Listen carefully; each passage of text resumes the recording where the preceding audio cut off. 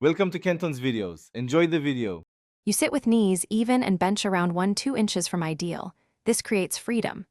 Place your right thumb on the side near middle C and let fingers curl naturally, like holding a small ball.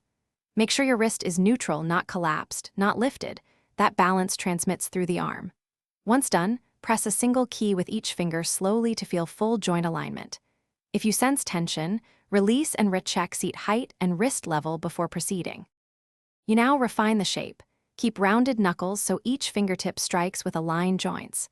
Use slight forearm rotation to guide weight into the finger, rather than squeezing with individual muscles. This creates a fuller tone and prevents fatigue.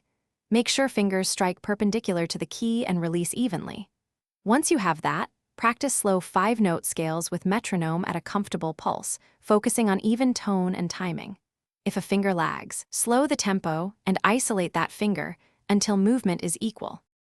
You finish by integrating wrists, forearms, and fingers into one smooth chain so phrases connect legato without gripping.